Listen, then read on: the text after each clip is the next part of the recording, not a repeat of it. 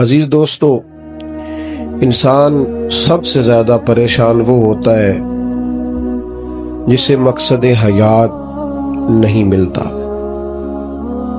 جسے پتہ ہی نہیں ہوتا میں کیوں آیا ہوں، کس لیے آیا ہوں، کس کا بھیجا ہوا آیا ہوں۔ وہ سب سے زیادہ آزمائش میں ہوتا ہے، اور جن کو معرفت الہی نصیب ہو جاتی ہے اپنے مالک کا پتہ جاننے لگتے ہیں، محسوس کرتے ہیں کہ مجھے کسی مقصد کے لیے بھیجا گیا ہے، وہ آسودہ زندگی گزارتے ہیں، قلبی اطمینان اور انشراح صدر اللہ انہیں عطا کرتا ہے۔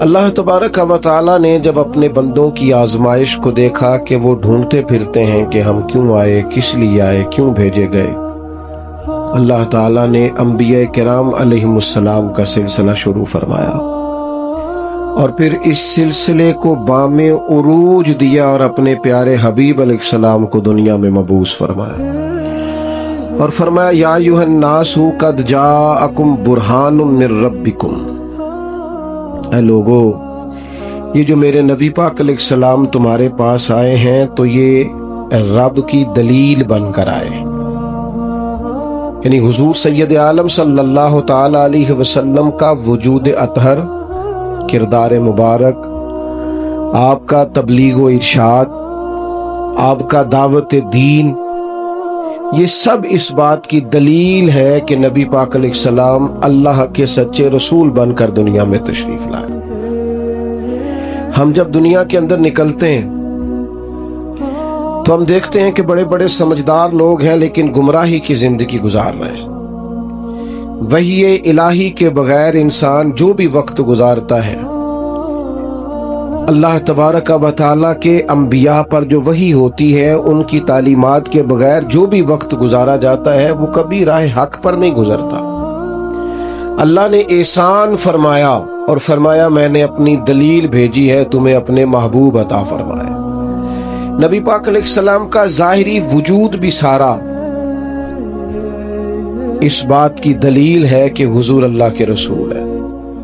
حضرت عبداللہ ابن رواحہ رضی اللہ تعالیٰ عنہ اس مضمون کو اس طرح بیان فرماتے ہیں، آپ ارشاد فرماتے ہیں کہ حضور کوئی معجزہ بنا نہ دکھاتے، نہ ڈوبے ہوئے سورج کو اثر پر بلاتے، نہ چاند کے دو ٹکڑے کرتے، نہ درخت سجدہ کرتے، نہ پتھر کلمہ پڑھتے، کوئی معجزہ بھی سرکار نہ دکھاتے تو فرماتے ہیں حضور کا چہرہ مبارک ہی ایسا تھا، لوگوں نے دیکھتے جانا تھا اور کلمہ پڑھتے جانا تھا۔ اللہ تعالیٰ نے حضور کے وجود نور کو اس طرح کا بنایا۔ پھر حضور علیہ السلام کو کچھ خاصیات جو محبوب پاک علیہ السلام کے فضائل، شمائل اور خصائل کو بیان کرتی ہیں، وہ بدرجہ اتم اللہ تعالیٰ نے محبوب کو عطا فرمائی۔ مثلاً ایک حضور کی شان یہ ہے کہ نبی پاک امی ہے۔ امی کا معنی یہ ہے کہ حضور نے دنیا میں کسی استاد سے آ کے پڑھا نہیں، حضور سید عالم علیہ السلام کسی مکتب میں نہیں گئے۔ آپ کبھی ان لوگوں سے ملاقات کریں جو دنیا میں جنہوں نے پڑھا لکھا نہیں، وہ بڑے سیانے بھی ہوں نا کبھی اور بڑے معاملہ فہم بھی ہوں، تو پھر بھی اپنے جملوں اور اپنے لفظوں پر اس طرح کنٹرول نہیں کر پاتے جو ایک پڑھا لکھا آدمی کر سکتا ہے۔ نبی پاک علیہ السلام امی ہیں، سرکار نے دنیا کے کسی استاد سے نہیں پڑھا، لیکن یہ دلیل ہے نا میرے نبی کے سچا رسول ہونے کی کہ حضور نے علم و حکمت کے وہ موتی عطا فرمائے ہیں کہ دنیا حیران رہ گئی۔ یعلمہم الکتاب والحکمہ، اللہ فرماتا ہے یہ تمہیں کتاب بھی سکھائیں گے اور دانائی بھی سکھائیں گے، جو فلسفیوں سے کھل نہ سکا اور نقطہ وروں سے حل نہ ہوا، وہ راز ایک طیبہ والے نے بتلا دیا چند اشاروں میں۔ حضور علیہ السلام دانائی، حکمت، تدبر، فہم و فراست، آپ سرکار کا کوئی ایک فرمان پڑھ لیں، حضور کی کوئی ایک حدیث پاک آپ لے لیں، اس کی معنویت میں اتریں، اس کی گہرائی اور گہرائی کو آپ دیکھیں، آپ حیران ہو جائیں گے۔ صدیوں کے ادیب، شاعر، हुक्मा वो अपना सारा कलाम लाके वहां कुर्बान कर दे तो गर्दे राह तक नहीं पहुंच सकते। जो तदब्बुर अल्लाह ताला ने नबी पाक अलैहिस्सलाम को अता फरमाया, आप गौर करें। हुजूर मदीना तैयबा तशरीफ लाए। अब प्यार करने वाला हर आदमी ही काबिल इकराम होता है। मोहब्बतों का खिराज हमेशा इंसान को कर्जदार रखता है। मेरे जैसे छोटे आदमी से जब लोग प्यार करते हैं तो अपनी गर्दन झुकी हुई नजर आती है कि बोझ ज्यादा है, इस काबिल नहीं है जितनी मोहब्बतों का सामना है। तो अब सब मोहब्बत करने वालों की दिलजोई करना, उनके मेयार पर पूरा उतरना, उनके मामलात को देखना, ये आसान काम नहीं होता। किसी दरवेश ने कहा था, मैं दोस्त थोड़े बनाता हूँ, इसलिए कि दोस्त ज्यादा हो तो हुकूक भी ज्यादा होते हैं। तो मैं इतनी वुसअत नहीं रखता कि मैं सबके हक अदा कर सकूं। नबी पाक अलैहिस्सलाम मदीना तैयबा तशरीफ लाए तो हर आदमी की ख्वाहिश है हुजूर मेरे घर आए, हुजूर मेरे घर आए। और जो भी वहां अर्ज गुजार है और पैगाम दे रहा है, सबके सीने भी खुले हुए हैं, दिल भी खुले हुए हैं, आंखें पलकें फरशेरा किए हुए हर आदमी मुंतजिर है कि महबूब मेरे घर में है। बड़ा इम्तिहान है,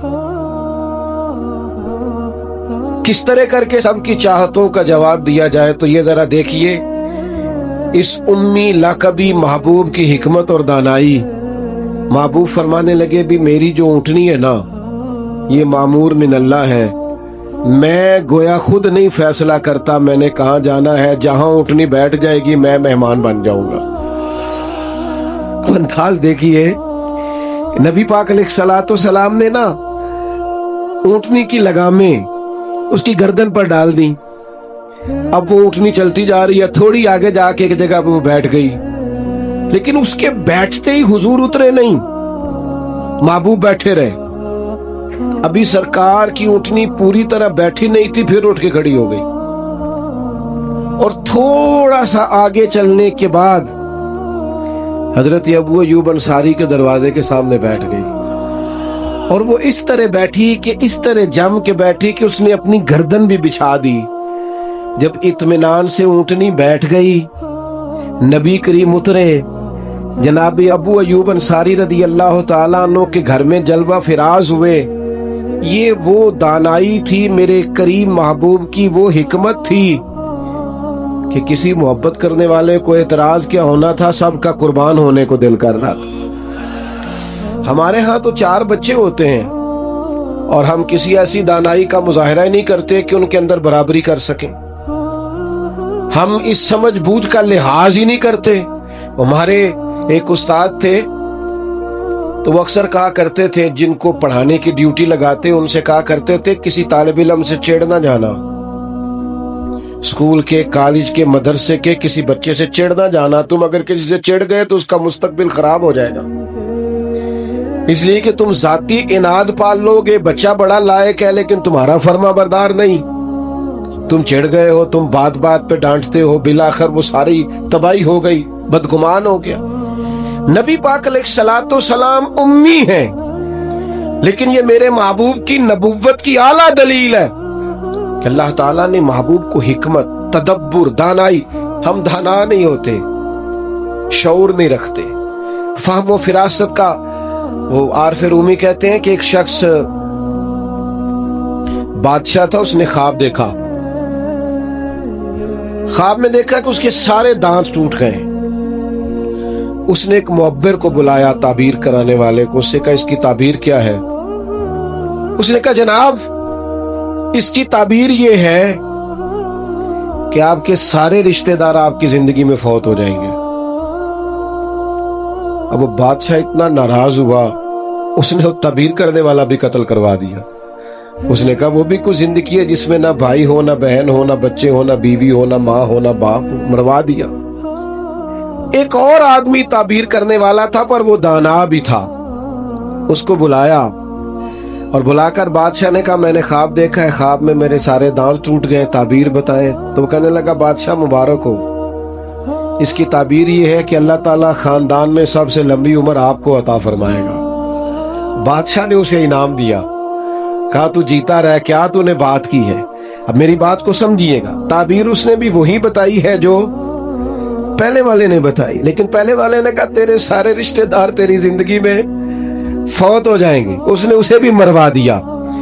بات اس نے بھی وہی کی ہے، لیکن بات گرچہ بے سلیقہ ہو کلیم، پر بات کرنے کو سلیقہ چاہیے۔ آپ بے سلیقہ بات بھی کریں پر سلیقے سے تو کریں، کوئی لہجہ ہی نہیں، حکمت ہی نہیں، کوئی دانائی نہیں۔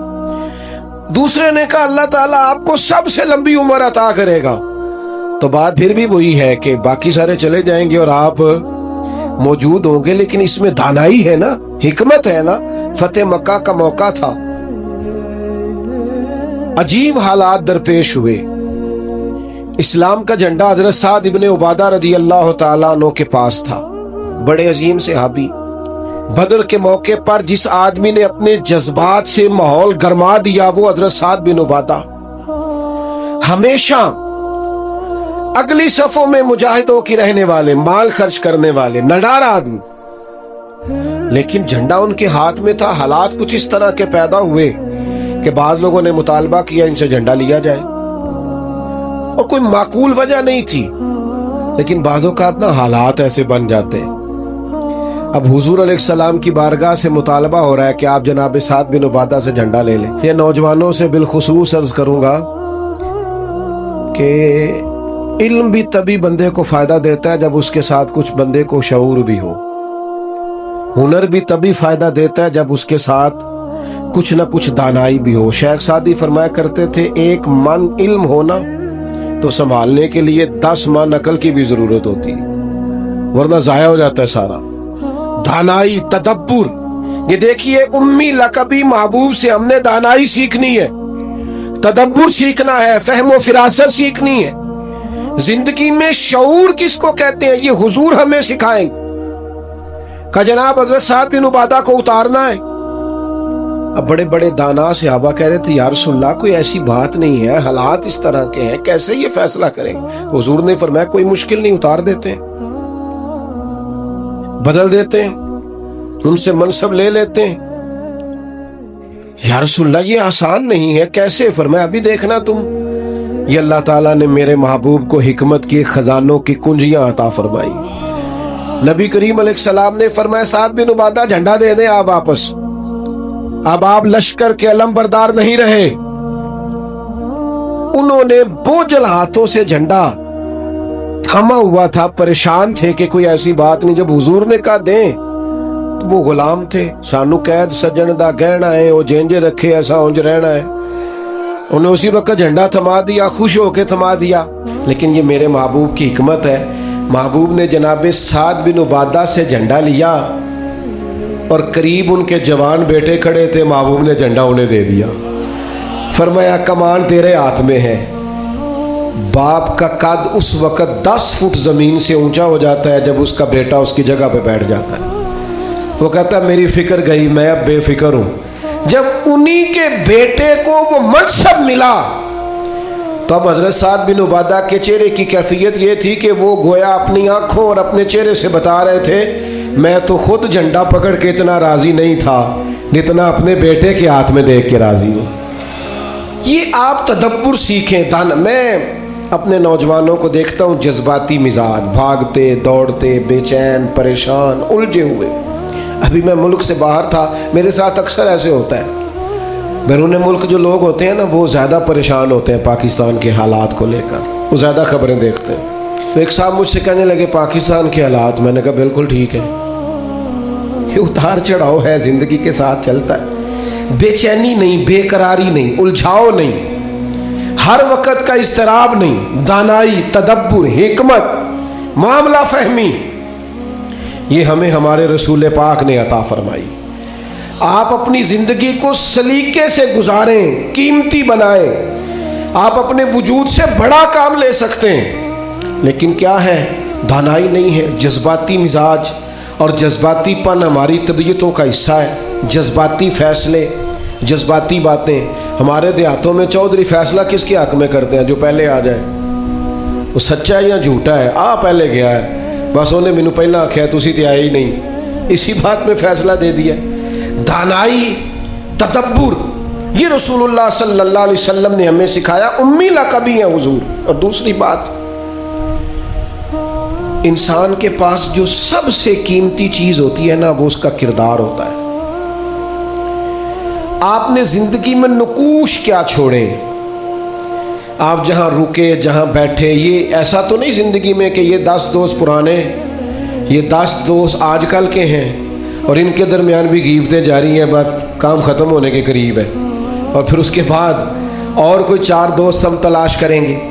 اچھے نقوش نہیں چھوڑتے، کتنی خوشیوں سے رشتے طے پاتے ہیں، لیکن وہ تھوڑا وقت نہیں گزرتا تو ساری سوچیں، سارے نظریات گدلے اور میلے کچیلے ہونے لگ جاتے ہیں، وہ ساری محبتوں کو زنگ لگنے لگ جاتا ہے۔ عظمت کردار، بلندی، آپ کے افکار، آپ کا اچھا گمان، آپ کی سوچیں، آپ حیران ہوں گے اللہ تعالیٰ نے نبی پاک کا وجود ہی معجزہ بنایا ہے، لیکن جب حضور کے اپنوں نے دلیل مانگی نا، اپنوں کو مطمئن کرنا بڑا مشکل کام ہوتا ہے۔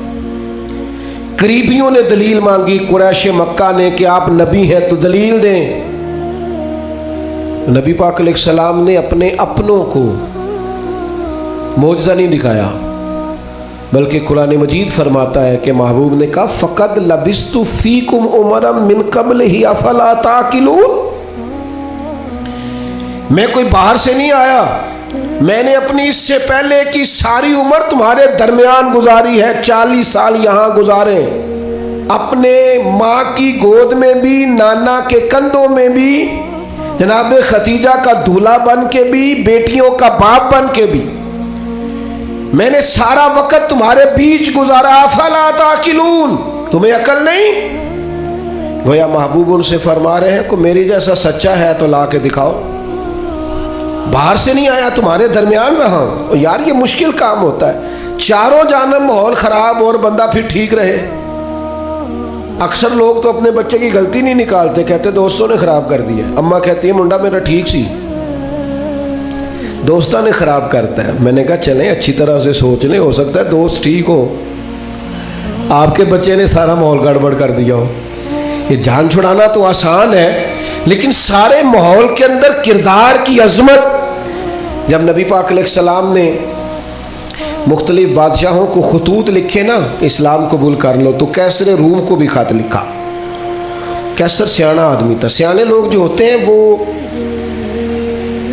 زمینی حقائق دیکھتے ہیں، جذباتی فیصلے نہیں کرتے، وہ معاملہ فہم ہوتے ہیں۔ آج کل جس طرح میں اور آپ ہیں نا، تصویروں کے اندر زندگی گزار رہے ہیں، لائکس، ویوز، کمنٹس، اسی پر زندہ ہے۔ لوگ ان پر وقت نہیں گزارتے تھے، اس سمجھدار لوگ۔ کیسر روم کے پاس میرے محبوب کا خط گیا، اس نے فوراً نہیں فیصلہ کیا، کہنے لگا کوئی، ورنہ بہت سارے ایسے بدبخت بھی تھے معاذ اللہ جنہوں نے حملے کی تیاری شروع کر دی، ہمیں خط لکھا ہے اسلام قبول کرو ہم حملہ کریں گے، لیکن یہ سیانا آدمی تھا۔ اس نے لوگوں سے کہا یہاں اگر کوئی سردار آیا ہوا ہو نا، مکے کا، تجارت کی غرض سے سردار آیا کرتے، کوئی سردار آیا ہوا ہو تو میری ملاقات کراؤ۔ جناب ابو سفیان ابھی مسلمان نہیں ہوئے تھے، اور ہر جنگ میں قریش مکہ کی لیڈ وہ کرتے تھے، وہ ان دنوں وہاں گئے ہوئے تھے، تجارت کی غرض سے بلا لیا۔ اب کیسر نے سامنے کھڑا کیا، بخاری شریف سے لے کر کتب سیرت میں تمام جگہ، کتب احادیث میں آپ کو الفاظ کے اختلاف کے ساتھ لیکن مفہوم ایک ہی یہ روایت ملے گی۔ کیسر نے سوال کرنے شروع کیے جناب ابو سفیان سے۔ پہلے پوچھا آپ کون ہے؟ کہا میں سردار ہوں۔ کوئی رشتہ؟ کہنے لگے جس محبوب نے آپ کو خط لکھا ہے میں رشتے میں چچا ہوتا ہوں۔ کہنے لگے بتائیے، اس محبوب نے دعویٰ نبوت کیا ہے، ان کے خاندان میں ماضی قریب میں کسی اور نے بھی کیا ہے؟ کہا نہیں۔ کہا کوئی بادشاہ گزرا ہو ان کے خاندان میں قریب کا؟ کوئی نہیں۔ کہا یہ بتائیے ان کے ماننے والے امیر ہیں کہ غریب؟ تو ابو سفیان کہنے لگا ماڑے ماڑے بندے، ماڑے ماڑے بندے۔ میں آپ مجھ سے ناراض نہ ہوئیے گا، لیکن محفل میلاد میں بھی ماڑے ماڑے بندے آتے ہیں، سیاسی سماجی لوگ بھی آتے ہیں کسی سے ادھاری ٹوپی لے کے، ان کا خیال ہوتا ہے چلو میلاد کی محفل کی بھی قیادت جلدی سے ہم لے لیں، جلوس بھی جلدی سے قبضہ کر لیں، کل کوئی لوگوں کے پاس بھی جانا ہے الیکشن کے دنوں میں، لیکن غریب لوگ۔ پر ہمارا حال یہ ہوتا ہے کہ جس کو 35 سال ہو گئے فجر کی اذان پڑھتے وہ بیچارہ میلاد کی محفل کی بھی صدارت نہیں کر سکتا۔ وہاں بھی جن کے ہاتھوں میں نوٹوں کی دتیاں اچھی ہوں ان کی سیٹیں اگلی ہوتی ہیں۔ یہ ذوق ٹھیک نہیں، یہ اس محفل کے وقار کے حق میں نہیں۔ یہ بات یہ بڑی بلند و بالا محفل ہے، اس کا معیار اور ہونا چاہیے۔ پوچھا سردار نے ابو سفیان بتائیے ماننے والے کون ہیں؟ کہ غریب غریب۔ فرمایا یہ بتاؤ تمہاری کبھی ان سے جنگ بھی ہوئی ہے؟ کہا ہوئی ہے۔ کہ نتیجہ کیا نکلا؟ کہا کبھی ہم فتح یاب ہوئے کبھی وہ۔ کہنے لگا اچھا یہ بتائیں ان کے ماننے والے گھٹ رہے ہیں بڑھ رہے ہیں؟ ابو سفیان کہنے لگا جی بڑھ تو روز بروز رہے ہیں، اور نتیجہ خیز ہو رہی ہے دعوت۔ اس نے کہا اچھا یہ بتائیں جنہوں نے دعوی نبوت کیا ہے کیا کبھی انہوں نے جھوٹ بھی بولا ہے؟ ابو سفیان کہتے ہیں کہ میں ایک منٹ کے لیے سوچ میں مخالف تھا نا، مخالف رائے دے رہا تھا، لیکن میرے دل کے اندر سے آواز آئی معاذ اللہ میں انہیں جادوگر کہوں، شاعر کہوں، شاعر کہوں تو شاید کوئی شخص میری بات پر توجہ دے، پر نبی پاک نے جھوٹ بولا یہ تو مانے گا ہی کوئی نہیں۔ کہتے ہیں میں نے کہا بات بالکل سچی کرنی ہے۔ وہ میرے سامنے پیدا ہوئے، سامنے جوان ہوئے، سامنے ان کے بال سفید ہوئے، پر اس محبوب کی زبان سے جو بھی نکلتا ہے حق اور سچ ہی نکلتا ہے۔ میں کیسے آپ کو یہ بات عرض کروں کہ بغیر وجہ کے لوگ جھوٹ بولتے ہیں، ان کا کوئی فائدہ نہیں، کوئی دنیاوی نفع بھی نہیں، جان بوجھ کے ڈینگے مارتے ہیں، بڑکیں، کوئی لینا دینا ہی نہیں، بلا وجہ جھوٹ۔ یہ انسان کے کردار کو داغدار کر دیتا ہے۔ دنیا کے کسی بڑے تاجر پر ہاتھ رکھیے، بڑے سے بڑے بزنس مین پر، اس سے پوچھئے کہ تمہاری بزنس میں کامیابی کی وجہ کیا بنی؟ انویسٹمنٹ زیادہ کی تھی، پڑھے لکھے زیادہ تھے؟ تو آپ کو ہر بزنس مین کہے گا صرف اللہ نے میرا مارکیٹ میں اعتبار بنا دیا تھا۔ جس کا اعتبار مارکیٹ میں اچھا ہوتا ہے لوگ کہتے ہیں بندہ ٹھیک ہے، سچ بولتا ہے، اس کا کاروبار چلتا ہے۔ کبھی جھوٹ اور بددیانتی اور فریب سے بھی قومیں آگے بڑھی۔ ابو سفیان کہتے ہیں مجھ سے پوچھا، ایک سوال یہ بھی تھا ان سوالوں میں کہ خاندان کیسا ہے؟ تو میں نے کہا خاندان تو قریشی اور ہاشمی ہے، اعلیٰ خاندان محبوب کا۔ تو کہتے ہیں میں نے کہا بادشاہ کو نتیجہ ہی دے، اتنے تو نے سوال کیے۔ تو کہنے لگا نتیجہ تو نکل آیا ہے۔ تم نے کہا ماننے والے غریب لوگ ہیں، تو نبیوں پر ہمیشہ پہلے غریب لوگ ہی مان لاتے ہیں۔ تم نے کہا ماننے والے بڑھ رہے ہیں، تو یہ ان کی صداقت کی دلیل ہے کہ ہر روز دعوت اور پیغام اور ماننے والے بڑھ رہے ہیں۔ تم نے کہا وہ اعلیٰ نسب ہے، تو نبی اللہ ہمیشہ اونچے خاندانوں میں بھیجا کرتا ہے۔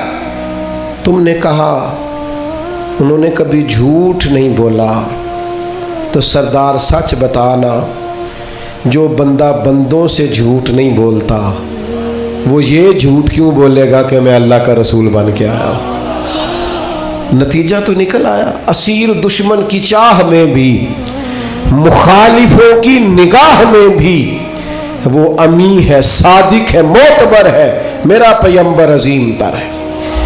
کردار کی جو عظمت ہے نا، کردار کی، یار آپ کی اور میری زندگی کچھ اصول تو ہونے چاہیے، کچھ قاعدے، کچھ ضابطے، جدھر کی ہوا ہوئی ادھر کے ہی ہو گئے۔ آج کل یہ نیا والا فیشن ہے لہذا یہ اپنا لو۔ بھئی ہم کوئی ہوا کے دوش پہ ہیں، کوئی لاوارث ہیں، اپنی کوئی تہذیب نہیں، تمدن نہیں، مزاج نہیں، طبیعت نہیں، یعنی جس طرح کا ماحول ہے اس طرح کے بن جاؤ۔ کردار میں کچھ قاعدے زندگی میں بنانے چاہیے، کچھ اصول وضع کرنے چاہیے، کچھ چیزیں طے کرنی چاہیے کہ مجھے ان حدود سے آگے نہیں بڑھنا۔ مومن کی اپنی ایک ذاتی شخصیت ہوتی، اس کا ایک اپنا رکھ رکھاؤ ہوتا ہے، اس کی اپنی ایک وفاداری ہوتی۔ آپ جائیے اپنے بزرگوں سے ملیے، دیہاتوں کے لوگ کیا کہتے ہیں؟ وہ کہتے ہیں بس بھائی میں دوستوں کے ساتھ آتا جاتا تھا، گھومتا پھرتا تھا، اب یہ کام نہیں کرنا، اب میرے بیٹے کو میرا جوتا پورا آنے لگ گیا ہے، اب مجھے وفادار ہونا ہے۔ میں کیسے اپنی ملت کے نوجوانوں کو سمجھاؤں کہ تو گھٹنوں تک اگر اپنا لباس آدھا کر لے تو پتہ نہیں تیری کتنی کو گرمی کم ہو جاتی ہے اور کس قدر زیادہ آسودگی اور آسانی محسوس کرتے ہو۔ حالانکہ گھر میں بہنیں ہیں، بیٹیاں ہیں، ماں ہیں۔ بندے کی ایک اپنی وفاداری بھی ہونی چاہیے، اس کے کچھ قاعدے، ضابطے، اٹھنا بیٹھنا، اصول بھی ہونے چاہیے۔ نبی کریم صلی اللہ تعالی علیہ وسلم کی عظمت کردار کا یہ عالم تھا کہ عرب شریف کے اندر کنواری عورتیں بڑی ہی شرم و حیا والی ہوتی تھی۔ لوگ مثال دیتے کہ تو کنواری لڑکی کی طرح شرم و حیا والا ہے۔ قربان جائیں سیدہ طیبہ طاہرہ حضرت عائشہ صدیقہ رضی اللہ تعالیٰ عنہ فرماتی ہیں نبی پاک علیہ السلام عرب کی کنواری لڑکیوں سے بھی زیادہ حیا والے تھے۔ حضور حیا والے، متانت، سنجیدگی، کبھی شور و غل نہ کرتے، کبھی بازار میں نظریں اٹھا کے نہ چلتے، کبھی محبوب کی زبان سے معاذ اللہ کسی نے کوئی کمزور جملہ نہیں سنا۔ یہ کیا بات ہوئی، مجھے کسی نے غصہ دلایا تھا میں نے گالیاں دے دی، تو آپ کے اصول کدھر گئے، قاعدے کدھر گئے، ضابطہ کدھر گیا؟ یہ کیسے ہو گیا کہ آپ بااصول آدمی تھے پھر بھی آپ کی زبان سے بازاری جملے نکل آئے؟ یہ ہو نہیں سکتا نا اگر آپ نے کوئی اصول زندگی میں بنا رکھے۔ تو عظمت کردار یہ رسول اللہ صلی اللہ تعالی علیہ وسلم کی زندگی کا ایک بنیادی عنصر ہے، بنیادی۔ اور پھر حضور سید عالم صلی اللہ تعالی علیہ وسلم کو اللہ تبارک و تعالی نے ایک شان اور بڑی امتیازی عطا فرمائی، بڑی انوکھی۔ وہ یہ تھی کہ اللہ تعالیٰ نے نہ محبوب کو فصاحت و بلاغت عطا فرمائی، یعنی بات کہنے کا جو سلیقہ، جو انداز حضور جانتے ہیں نا، یہ کسی اور کو نصیب۔ ہمارے ہاں نا بہت زیادہ باتیں کرنے کا رواج ہے، اس کا نتیجہ یہ نکلتا ہے کہ انسان کے جملے بے وقت ہو جاتے ہیں۔ لوگ کہتے ہیں یار عادت ہے اس کی، اور کچھ لوگ ایسے ہوتے ہیں کہ جن کے پاس آپ بیٹھے نا تو کبھی کبھی تیل کی ضرورت پڑ جاتی ہے کہ تھوڑا تھوڑا یہاں لگا لے بندہ، اس لیے کتنی باتیں سناتے ہیں، اتنی باتیں۔ اور آج کل تو ایک اور رواج بھی ہو گیا ہے، کہتے ہیں قطع کلامی معاف اور ساتھ ہی بات شروع۔ تو میں کئیوں سے کہتا ہوں پہلے پوچھ تو لیں ہم نے معاف کیا بھی ہے کہ نہیں۔ آپ تو گن پوائنٹ پہ معافی لے رہے ہیں، آپ نے حکم دائر کیا ہے قطع کلامی معاف اور آپ شروع ہو گئے۔ گفتگو میں، لہجے میں، دعوت دینے میں، پیغام دینے میں آپ کی خدمت میں عرض کروں گا روز بچوں کو بھی نہیں ڈانٹنا چاہیے، روز نہیں نصیحت کرنی چاہیے ورنہ نصیحت بے وقت ہو جاتی ہے۔ روز ہی انسان کو اس طرح کا ماحول نہیں بنانا چاہیے وہ اس کی طبیعت ٹھہراؤ والی ہو، یعنی سکوت جو ہوتا ہے نا، چپ خاموش آدمی، وہ لگتا ہے کہ کوئی طوفان لیے بیٹھا ہے، لگتا ہے کہ یہ اس وقت کسی خاص گہرائی اور گہرائی میں اتر کر کوئی اچھی منصوبہ بندی کر رہا۔ نبی پاک علیہ السلام کو اللہ نے بڑی فصاحت و بلاغت عطا فرمائی، لیکن اس کے ساتھ ساتھ اللہ تعالیٰ نے علم کے خزانوں کی کنجیاں دیں۔ سرکار جب بات کرتے نا تو صحابہ فرماتے ہیں ہر جملہ دوسرے جملے سے جدا ہوتا، اس طرح حضور بولتے کہ اگر کوئی لفظ گننا چاہتا تھا تو گن بھی سکتا تھا، یعنی بات وہ ہمارے ہاں اکثر نا محافل میں ایسا ہوتا ہے کہ وہ بعض اوقات بڑی سادی سی بات بھی اتنے جوش کے ساتھ کی جاتی ہے کہ میری طرح کا طالب علم سوچنے لگ جاتا ہے کہ یہ بات تو آرام سے بھی کی جا سکتی تھی، اس میں اتنا پریشان ہونے کی ضرورت، یہ سادی سی بات تھی، آپ بڑے خوبصورت لہجے میں بھی کہہ سکتے تھے۔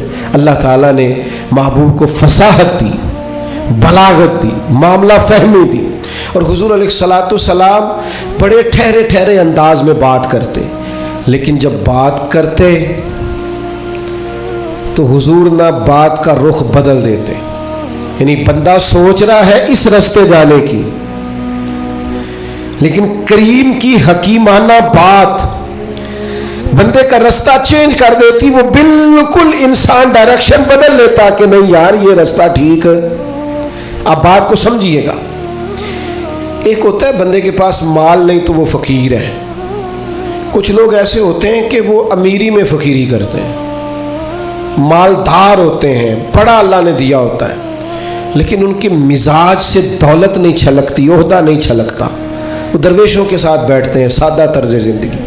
یہ بھی نبی پاک علیہ السلام کا خاصہ ہے، حضور کی نبوت کی دلیل ہے کہ نبی پاک نے فقیرانہ زندگی کو اختیار کیا۔ آپ ذرا انداز دیکھیے، حضرت عمر رضی اللہ تعالیٰ عنہ کہتے ہیں میں ملنے کے لیے پہنچا تو موٹے بان کی چارپائی، حضور اس پر آرام فرمائے، فرماتے ہیں جب میں گیا تو سرکار اٹھ کے بیٹھے، اور جب حضور اٹھے نا تو آپ کی کمر مبارک سے نا ذرا کپڑا ہٹا۔ وہ جنہوں نے پرانی موٹے بان کی چارپائیاں دیکھی نا، منجدی منجی جنہوں کئی دس، تو وہ کبھی اٹھتے تھے نا سو کے تو کمر پر نشان چھوڑتی تھی۔ حضرت عمر رضی اللہ تعالیٰ عنہ اپنے مزاج کے لحاظ سے دلیر آدمی تھے، لیکن جناب فاروق اعظم رضی اللہ تعالیٰ عنہ نے محبوب کو اس حال میں اٹھتے دیکھا تو آنکھوں میں آنسو آ گئے، اور حضرت عمر نے نا ایک فکر بیان کی، ایک ڈائریکشن بیان کی، اپنی سوچ عرض کی حضور کی بارگاہ میں، عرض کی یا رسول اللہ صلی اللہ تعالی علیہ وسلم، ایک کیسر و کسرا اللہ کے دین کے دشمن ہے اور اتنی آرام دہ زندگی گزارتے ہیں۔ بہت سارے لوگ سوال نہیں کرتے وہ فلاں ملک دیکھو غیر مسلم ہے لیکن آسودہ حال کتنا ہے۔ محنت ضرور کریں، جد و جہد ضرور کریں، یہ بات کرنے کا مقصد یہ نہیں کہ محنت چھوڑ دی جائے، خوب مشقت کریں۔ جد و جہد تو انسان کو زندہ رکھتی، اس سے تو پتہ چلتا ہے کہ انسان کے اندر روح موجود ہے، جو بالکل ہلتے جلتے نہیں، حرکت نہیں کرتے ہو تو مردے ہو جاتے ہیں۔ تو زندگی زندہ دلی کا نام ہے، مردہ دل کیا خاک جیا کرتے ہیں۔ لیکن یہ سوچ کا یہ زاویہ بھی دیکھیے، حضرت عمر نے عرض کی یا رسول اللہ صلی اللہ تعالی علیہ وسلم، وہ کیسر و کسرا اللہ کے دین کے دشمن اتنی آسودہ آسان زندگی گزارتے اور آپ محبوب ہو کے۔ اب یہ ایک زاویہ ہے سوچ کا، لیکن نبی پاک علیہ السلام نے اس زاویے کو نیا رستہ دیا۔ یعنی سوچ یہ ہے کہ آپ محبوب ہیں اور ظاہری طور پر یہ وقت مشکل ہے، دوسری جانب دشمن ہے، اور یہ گاؤں تک یہ لاؤ لشکر، یہ آسان زندگی۔ حضور نے سوچ ہی بدل دی، فرمایا عمر کیا تم یہ پسند نہیں کرتے کہ وہ دنیا میں تھوڑی سی آسانی لیں اور آخرت میں رسوا ہو جائیں؟ اور فرمایا کیا تم یہ پسند نہیں کرتے ہم دنیا میں تھوڑی سی مشقت اٹھائیں اور آخرت کی ساری عزتیں اللہ ہمیں ہی عطا فرما دے؟ یہ ایک ایسی سوچ تھی کہ جناب عمر کہتے ہیں میرا زاویہ نگاہ بدل گیا کہ جنت میں جئیں گے من چاہی زندگی، وہاں اللہ کے انعامات سے بھرپور لطف اندوز ہوں گے، وہاں اللہ تبارک و تعالیٰ اور اس کے محبوب کے قرب میں ان نعمتوں کو محسوس کریں گے۔ اور حضور نے زاویہ بدل دیا۔ دیکھیے نا، ایک شخص نے آ کے کہا یا رسول اللہ مجھے آپ سے محبت ہے، حضور نے فرمایا سوچ کے کہو۔ یہ ویسے ہم سے نہیں آج کوئی بھی کہہ سکتا، سوال ہی نہیں پیدا ہوتا۔ میں عاشق رسول ہوں تو کوئی بندہ کہے سوچ لے اچھی طرح، کہنے تو نے یہ کیسے بات کر دی، میرے سے بڑا عاشق ملے گا نہیں ڈھونڈنے سے۔ کہا یا رسول اللہ آپ سے محبت ہے، تو فرمایا سوچ لو۔ یا رسول اللہ آپ سے محبت ہے، فرمایا پھر سوچ لو۔ 3 بار حضور نے کہا۔ اس نے کہا حضور مجھے ہے محبت، تو پھر نبی پاک نے فرمایا فقر کے لیے تیار ہو جاؤ، آزمائش کے لیے تیار ہو جاؤ۔ یاری تیری سونا پر آزمائشاں تیریاں اگ، یہ سونا پرکھیا جامد ہے پر نہ لگاں دے لگ۔ آزمائش کی تیاری کرو، یعنی ایسا نہیں ہے کہ مجھ سے محبت کرو گے تو بڑی آسودہ زندگی، ہر وقت آرام دہ وقت گزرے گا۔ یہ شہادت گاہ الفت میں قدم رکھنا لوگ آسان سمجھتے ہیں مسلمان ہونا۔ یا آپ کا خیال ہے کہ فلاں آدمی دیکھو کتنی موج میں ہے۔ میں اکثر کہا کرتا ہوں جو بندہ بڑا ہوتا ہے نا اس کے دکھ بھی اتنے بڑے ہوتے ہیں، اس کی آزمائشیں بھی اتنی بڑی ہوتی۔ قد کاٹ کے حساب سے آزمائش ہوتی ہے لوگوں کی۔ یاد رکھنا نبی پاک علیہ الصلوۃ والسلام نے سوچوں کو نیا زاویہ دیا، فقیرانہ زندگی، یعنی بہت زیادہ مال ہے حضرت عثمان غنی کے پاس، لیکن سارا اللہ کی مخلوق پر بانٹنے کے لیے رکھا ہوا ہے۔ خود اگر پیوند لگے کپڑوں سے بھی گزارا کرنا پڑتا ہے تو وہ سکھی ہیں، آسان ہے۔ ایک دن بھی نہیں مانگا حضرت بلال حبشی نے کہ یا رسول اللہ میرا بھی تو مکان ہونا چاہیے نا۔ کیوں؟ کہ حضور نے معراج سے واپس آ کے کہا تھا میں نے تمہارے چلنے کی آواز جنت میں بھی سنی ہے۔ تو جن کے محل بنے ہوئے تھے سوچیں بدلی ہوئی تھی، انہوں نے پھر اپنے زاویہ نگاہ کچھ اور بنایا۔ بس بات سمیٹنے کی طرف آ رہا ہوں۔ ایک چوتھی بات نبی پاک علیہ الصلوۃ والسلام کے نبی ہونے پر، اللہ تعالیٰ کی طرف سے برہان ہونے پر بڑی دلالت کرتی، وہ یہ ہے کہ میرے رسول پاک نہ طبیب روحاں ہیں، حضور دلوں کے طبیب ہیں۔ یعنی کچھ چیزیں ایسی ہیں جو انسان کے ظاہر کو سنوار دیتی ہیں لیکن باطن پیاسا رہ جاتا ہے۔ آپ نے بہت سارے لوگ دیکھے ہوں گے، یہ انزائٹی بھلا کس گھر میں زیادہ آتی ہے، ڈپریشن اور ٹینشن کس گھر میں زیادہ آتا ہے، جس میں بہت زیادہ سہولیات ہوتی ہیں، بہت زیادہ سرمایہ ہوتا ہے، 2-4 نوکر ہوتے ہیں، وہاں انزائٹی بھی ہوتی۔ کیوں؟ کہ دکھ ہمیشہ انسان کے ساتھ رہتا ہے۔ جب رزق کا، صحت کا، بچوں کا سارے دکھ نکل جاتے ہیں، بندے کو سہولت آتی ہے تو اب پریشان تو رہنا ہی ہے۔ لقد خلقنا الانسان فی کبد، اللہ نے انسان کو مشقت میں پیدا کیا ہے، اب انزائٹی آ جاتی ہے، ڈپریشن آتا ہے، ٹینشن آتی۔ نبی پاک صلی اللہ تعالیٰ علیہ وسلم نا طبیب روحاں ہیں، حضور دلوں کے طبیب ہیں۔ محبوب کو اللہ نے یہ کمال دیا ہے کہ حضور دل کی دنیا بدل ڈالتے، یعنی حضور کی بارگاہ عالی مرتبت میں جو آتا نا، باطنی طور پر، روحانی طور پر وہ تبدیل ہو جاتا، اس کی کیفیات بدل جاتی، کفر، شرک، نفاق، ہر چیز سے وہ دور ہو جاتا، حتیٰ کہ ہرس، ہوس، لالچ، یہ ساری بیماریاں اس کی جان چھوڑ جاتی۔ خدا را میری اس بات پر خاص توجہ کرنا، ہم بھی اگر چاہتے ہیں نا بے چین روحیں چین پائیں تو پھر نا کوئی ایک بات حضور کی لے لیں زندگی میں، ایک بات۔ ایک شخص صدر ہوا بہت بڑے غیر مسلم ملک کا، اس سے لوگوں نے کہا کہ آپ منشور دیں، یہ جو پہلی تقریر کرتے ہیں نا وزیر اعظم یا صدر، وہ تقریر دستور ہوتی ہے، منشور ہوتی ہے، میں یہ کروں گا، میں یہ کروں گا، اور ہمارے ہاں تو بہت سارے دعوے بھی کر دیے جاتے ہیں اسی تقریر میں۔ تو اس سے کسی نے کہا کہ اتنے ملک کے آپ صدر بنے ہیں تو ملک کیسے چلائیں گے؟ تو اس نے کہا میرے پاس مسلمانوں کے نبی کی ایک حدیث ہے صلی اللہ تعالی علیہ وسلم، میرا وہی دستور ہے، وہی منشور ہے۔ کہا وہ کیا؟ تو بڑی عام روایت ہم سب کو آتی ہے، نبی پاک علیہ السلام نے فرمایا مومن وہ ہے جو اپنے لیے پسند کرے وہی اپنے بھائی کے لیے بھی پسند کرے۔ وہ کہنے لگا بس میں نے طے کر لیا ہے، جو میرے اور میرے بچوں کے لیے اچھا ہوگا سارے ملک کے لیے وہی کریں گے، اسی میں ہم اپنا سارا دستور اور منشور رکھتے ہیں۔ حضور سید عالم صلی اللہ تعالیٰ علیہ وسلم کا کمال یہ تھا کہ حضور کی بارگاہ میں جو لوگ آتے تھے وہ قلبی اطمینان محسوس کرتے تھے، قلبی۔ آپ اندر سے مطمئن ہونا تو سادی روٹی بھی لذت دیتی ہے، لیکن ذہنی طور پر آپ کسی آزمائش کا شکار ہو تو جتنے مرضی اچھے کھانے پکا لیں۔ حضور کی بارگاہ عالی مرتبت میں کمال یہ ملا لوگوں کو کہ انہیں اطمینان قلبی، فقیری میں بھی۔ سیدہ طیبہ طاہرہ حضرت خدیجہ الکبریٰ رضی اللہ تعالیٰ 20 گویا کنیزیں تھی جناب خدیجہ کے گھر کام کرنے، ملکہ تھیں وہ تو گویا مکے کی، لیکن جب نبی پاک کی بارگاہ میں آئیں تو سارا مال خیرات کر دیا۔ وہ جن کے کام کوئی کرتا تھا وہ خود چولہے میں ایندھن جلاتی،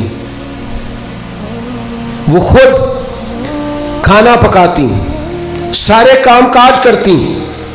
آپ اچھی طرح جانتے ہیں کہ بندہ غریب سے امیر ہو تو وقت گزر جاتا ہے، خدا نہ خواستہ امیری سے غریبی آ جائے تو عادتیں اب اور بن چکی ہوتی ہیں، حالات خراب ہو جاتے ہیں۔ جناب خدیجہ رضی اللہ تعالیٰ عنہ اس قدر زیادہ مطمئن تھی اپنی وہ زندگی پر کہ محبوب کے لیے کھانا پکا کر وہ باورچی خانے سے نکلی اور لا کر حضور کی بارگاہ میں پیش کیا تو حضور فرمانے لگے ختیجہ آپ کے آنے سے پہلے جبریل امین آ گئے اور انہوں نے آن کر کے فرمایا ہے کہ یا رسول اللہ ختیجہ آ رہی ہے، ختیجہ کا رب کہتا ہے میرا ختیجہ کو سلام کہہ دیجئے گا۔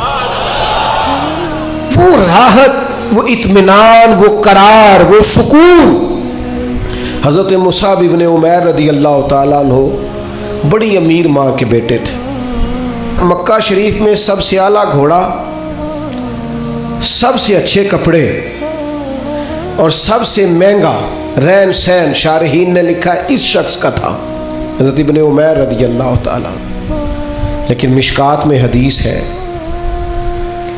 حضرت مولا علی شیر خدا حدیث کے راوی ہیں، فرماتے ہیں ایک دن حضرت مصعب ابن عمیر رضی اللہ تعالیٰ عنہ مسجد نبوی میں آئے تو ان کی حالت یہ تھی کہ ٹاٹ کا لباس پہنا ہوا تھا، کلمہ پڑھا ہے، مسلمان ہوئے ہیں، حالات کا سامنا ہے، وقت میں اور طرح کا رخ اختیار کر لیا ہے اور ایک پیر میں گویا جوتا ہے دوسرے میں نہیں ہے، کوئی کام کیا چلے گئے۔ حضرت علی کہتے ہیں وہ چلے گئے پر حضور کی آنکھوں میں آنسو آ گئے اور کریم فرمانے لگے دیکھو یہ وہ تھا جو بڑا شاہانہ وقت گزارتا تھا، میری محبت نے اس کا کیا حال کر دیا۔ لیکن حضرت مصعب ابن عمیر سے جب بھی کسی نے پوچھا حال کیا ہے تو انہوں نے کہا جو اطمینان اللہ نے اب عطا فرمایا ہے نا، جو سکون، وہ قرار، چونکہ مقصد حیات ہاتھ آ گیا نا، معرفت الہی مل گئی ہے نا، ہم نے نبی پاک علیہ السلام کی صورت میں اللہ کی وہ دلیل دیکھ لی ہے نا، زندگی کسی کام لگ گئی ہے، ہمیں اپنا اٹھنا بیٹھنا کام کرنا نتیجہ خیز محسوس ہونے لگا، کچھ زندگی کو کوئی کام مل گیا، میری خانہ بدوشی کو گھر نصیب ہو گیا، مجھے کو رستہ میسر آ گیا، تو لہٰذا اطمینان قلبی، چین، سکون یہ بہرحال اسی رستے میں موجود ہے جو رستہ رسول پاک نے عطا فرمایا۔ دل بے چین ہے، طبیعتیں بے قرار ہیں، شکوے ہی شکوے ہیں، پریشانیاں ہی پریشانیاں۔ میرے دوستو، ہمارے ہاں جو اضطراب ہے، جو بے چینی ہے، جو ذہنی تناؤ ہے، کسی آدمی کو لوگ اچھا سمجھنے کو تیار نہیں، بدگمانیاں ہیں، ہر گروہ دوسرے کے بارے میں، ہر محکمہ دوسرے کے بارے میں، ایک طبقہ زندگی سے تعلق رکھنے والے لوگوں سے دوسرے کے بارے میں رائے پوچھے تو سخت لہجوں کے اندر اس طرح کا مزاج ہے کہ ہم اکٹھے رہتے ہیں پر دور رہتے ہیں ایک دوسرے۔ خدا را آؤ نا میلاد کے موسم بہار میں اپنے محبوب سے فیض حاصل کریں، اطمینان قلبی کا بندوبست کریں، اپنے دلوں کو حضور کی محبت کا فیضان دیں۔ ہم تھوڑا ٹھہرنا سیکھیں، تھوڑی بردباری سیکھیں، تھوڑا حلم سیکھیں، تھوڑا تدبر سیکھیں، اپنے نبی کریم علیہ السلام سے حکمت سیکھیں، دانائی کے سوتے ہماری طبیعتوں سے پھوٹے۔ دو قسم کے لوگ مطمئن زندگی گزارتے ہیں، دو قسم کے حکماء نے لکھا دو بندے، ایک جو جس کے پاس جائز پیسے ہوں اور وسیع ہوں، ناجائز پیسے وسیع ہوں تو وہ بھی بے چین رکھتے ہیں، بندہ مطمئن نہیں رہتا، الجھا رہتا ہے، جائز پیسے ہو اور وسعت ہو رزق میں تو انسان مطمئن ہوتا ہے۔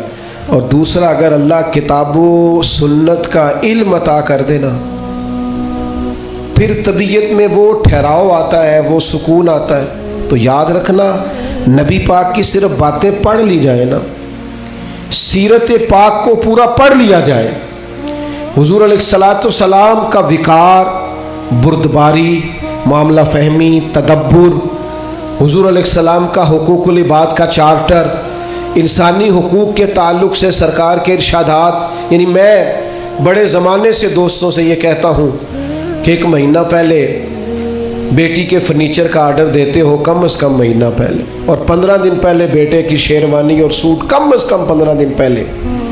کاش ان دونوں کو تم کسی ایسی جگہ بھی لے جاؤ جہاں انہیں میاں بیوی کے حقوق کا درس بھی ملے۔